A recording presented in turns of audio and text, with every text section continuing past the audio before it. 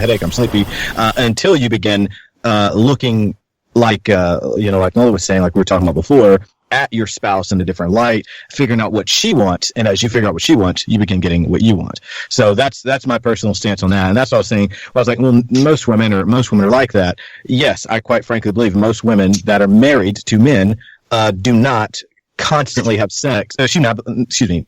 Rephrase that. Do not have sex every single time their husband asks. I do believe that men in earlier ages have a stronger, more powerful, intense sex drive. As a matter of fact, I think men, period, at virtually all ages, have a stronger, powerful sex drive. And women, because of that constant asking and that constant, again, it's like a tank. She's got this tank that just fills up over time, and she's ready to have sex when it hits the top. But every time you grope and ask and beg and plead and all this stuff, it just goes down. So anyhow, that's my personal belief. And I think kind of lastly to the point that Nola was saying, in order to help with your anger, understanding some things about your spouse or about your spouse. And then after understanding things about your spouse, hey, it's easy to not be upset if I can figure out what I'm doing wrong, introspect, figure out what I'm doing wrong, and then remedy that. Once I remedy that, I end up helping myself. Okay. Also, I would like to say, men, like you said, men have needs. But how often do you see a man walking around when a woman's sex drive is higher than the man's sex drive, and he's saying the same exact thing? I've a lot of times we don't talk about that side of the relationship where man is just coming home and he's tired. You got these guys that's working for the city, busting up concrete and moving jackhammers around, and they come home and they're physically tired. But you got the high sex drive, and now you're sitting down there complaining, my husband never want to sleep with me. Well, vice versa. He have a legitimate excuse to be tired. But, I think that women have been using that excuse for so long that it becomes a part of their DNA, and they pass it on to the next generation, and they just don't know what else to do but to say, I'm tired. And at some point in time, we have to stop being tired of working for our house and giving all of our energy to our company. Because at the end of the day, you didn't get this house by yourself. You got this house with a second income. You didn't get that car by yourself. You got it with a second income. So if that second income leaves, then what happens? And it's a domino effect, and a lot of stuff it stems from I'm tired. And we have to be more aware of how y'all use the word I'm tired. Are you using this in a sincere way, or are you just saying it because it's habit? Well, and I think that's what happened is when my wife and myself finally broke through, is I was like, listen, you're tired, you got a headache, you got this, you got that. Like, seriously, do you not like something? Am I not doing something right? No, it's fine. You just ask too much. Okay, well, I'm asking too much. Well, I just ask you whenever I feel like it. I get tempted by, if you hear shameless plug, if you hear our previous episodes about pornography, I'll get tempted to watch pornography or whatever the case is. And so I explain that to her. But long story short, hey, honey, you're asking too much. Okay, got you. So if I'm asking too much, I tell you what, I'll ask less. Is there anything else I can do? Like, what turns you on? Because all you have to do is walk around naked. When was the last time, we walk around naked? If that was the case, anytime we wanted sex, we would just walk around naked all the time. All your friends that say, man, I'm just getting it all day. So you tell me every time you walk out, you want something, you just walk around naked. Your wife's like, oh, I want you. I just never hear that. But women aren't wired that way. They're literally like this cockpit. You got to turn all these levers and push these buttons and do this and do that, and boom, that thing's flying. But us, we're visual. Hold on. Wait. Now, I just I veered a little bit. Hold on. I just want to say, in honor of those women who happen to be, okay. I want to give a visual because I know that this podcast is going to be heard by some women, and even though because I'm sure 50% of the population who's hearing this podcast right now who happens to be females like, wait, hold up now. Wait a minute. I can put it down now. I know how to put it down. And I ain't found nobody who can keep up with me yet. So you better check that. Oh, they're there. They're there. So I want to just say to all of those women who out there happen to have a healthy appetite, who are just waiting on that wonderful husband to come along to meet that appetite, God bless you all. Amen. You are rare and you are you beautiful. all are man. rare and desirable. Praise God for you all. Amen. I do want to say this though. I dare say that there are some discrepancies in the genders, but I will go as far as to say, I think we oftentimes make excuses for things that don't necessarily have to be excused.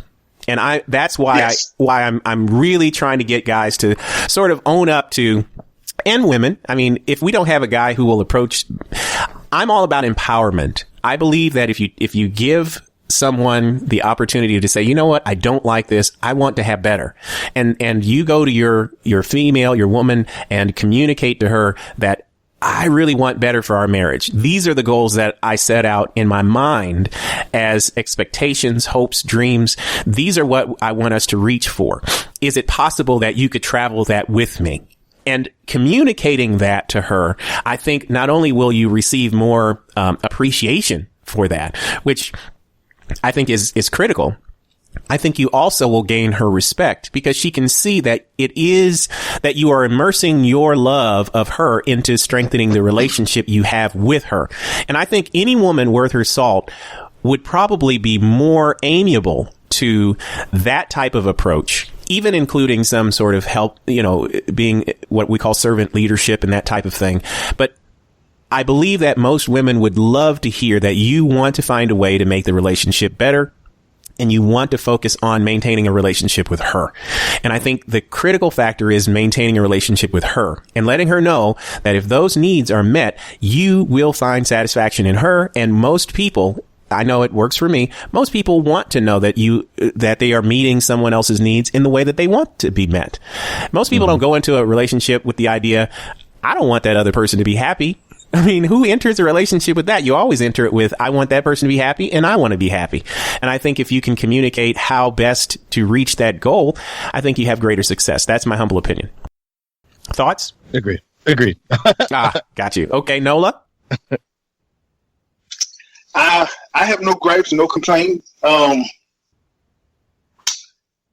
Yeah, I have no complaints on that. Well, so it sounds like you took a moment of pause, and I'm curious as to why you took the moment of pause. What was going through your mind after the conclusion of that thought? Well, as I sit there and I listen to the whole thing, like I said, most of the time I talk to y'all, man, and that I talk to the world, I'm talking to them about personal experience. Sure, absolutely. As we all are. Mm-hmm. Mm-hmm. Okay, and so what I tend to see is my reality. Yeah.